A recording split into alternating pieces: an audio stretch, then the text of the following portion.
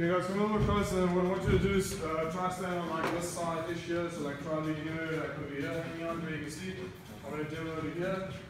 You must be like at least over here so you can see where my hips are and things like that. You can even sit down or go on your knee if you need to. Basically what we're going to go through in this part here, so you can see we're doing kipping handstand push-ups in the cycle.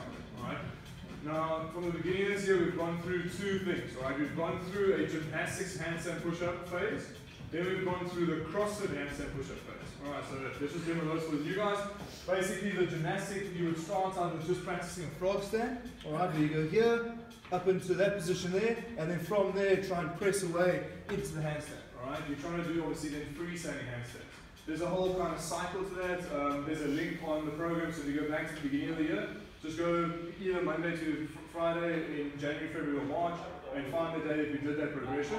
There's a link there, there's a whole bunch of info there. Alright, so if you're new, go back and have a look at that. Then in the last cycle now, so 3-4 weeks ago, when we finished, we did the CrossFit handstand push-up. Alright, that's where we actually use the wall. So we use our tripod still. Alright, so hands here, head nice and close to the wall. So I kick up. Alright, I then do a strict handstand push-up, dropping down, and then pressing back up, locking out.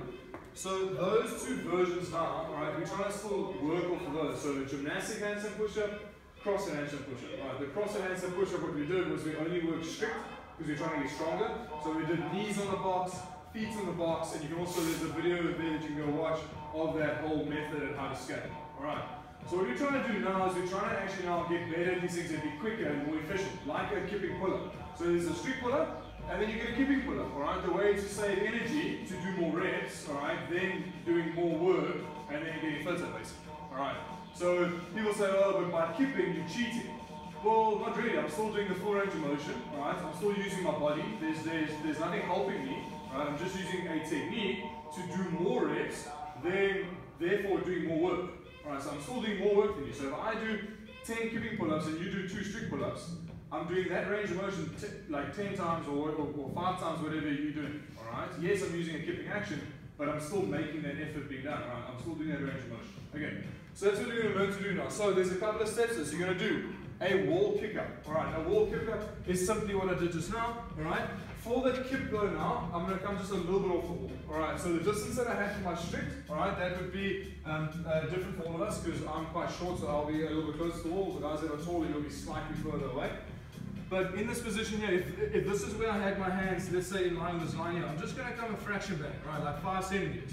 What this does is it allows me, you'll see later on, to be just further away from the wall. Alright, so that's my lockout position there. That's what you're going to practice. Now it's a very easy thing. On your marks, like you're going to run a race, you basically lift the one leg and you kick off with the bent leg. Alright, so you lift up, kick. Alright, then you lift up, kick, tap. Alright, you can practice that. Then once you're getting that, just kick harder and then you get to the wall. Alright, heels pressing through. Okay, from there, step number 2, alright, I'll go straight into that. That's just with a fall down. So all I do is a negative handstand push-up. So I go down, alright, drop my head to the ground, and now I'm too weak, waiting to press back up, so I'll just drop back up. Alright, so we're practicing the negative. It's like if you do a pull-up. You can't actually do the pull-up box, but if you jump up, alright, using a box, you can actually hang and then do the negative. And that will still make you stronger, right? It's a nice way to practice to get the strength aspect.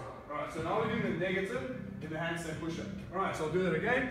So I'm going to kick up, alright, kick up, look out. From there, do the negative.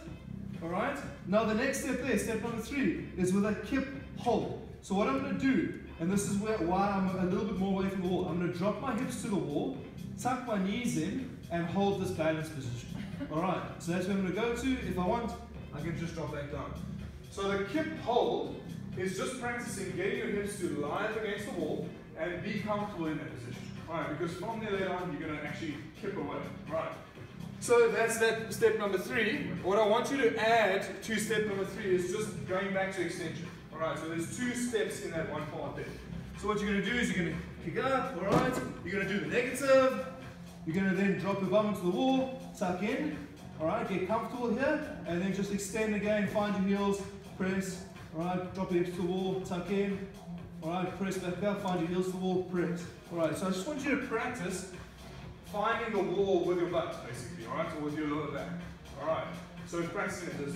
We're allowed to touch when you do Yeah, so your hips must make contact with the wall, alright? You're trying to actually balance using your lower back or your hips, okay? In a competition. Yeah. So you'll see sometimes they take the wall away, but then you'll just have to practice with either. Finishes away from the wall. Finishes off the wall. Finish is only having your feet touching the wall, alright? Your heels. Okay, that's why I want you to practice touching with your bum or your hips, then extending, and then just lifting your hips back off. So that's the finish position. Alright. Now you're going to do the last step there, so negative handstand push-up with a kick to lockout. So what I'll do there is I'm going to do the same thing, kip up, alright, drop down, do the negative, practicing all the time, touching my hips, tucking in, and now what I want to do is kick and kip up and lock up. Alright, and that's how I'm going to finish. And I just go through it and then just go through it again. So just repeat, drop down, hips touching, tuck in, all control as possible, kick, lock up. Alright, so you'll see that process there, alright. I guarantee you, if you've just got the negative, you'll be able to do this because the kipping action throws you up against the wall. But what you need to do is do this slowly and just do a lot of reps to just get comfortable in these positions. Alright, a lot of today we might just be getting like kick up and hold. That's fine. I want you to practice it as often as you can so that you're comfortable upside down. Once you're comfortable, once you do it a whole bunch of times, when you're upside down, it's really easy. Alright, cool. Any questions with this? Okay.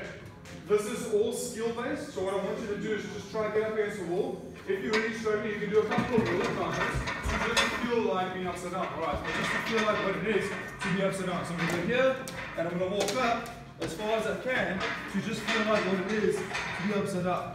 Alright, so you can do that if you want to scale it further to just get the strength component there for the midline. Alright, cool? Okay, let's go. You can pair up on one of the spots on the wall. Alright, let's go.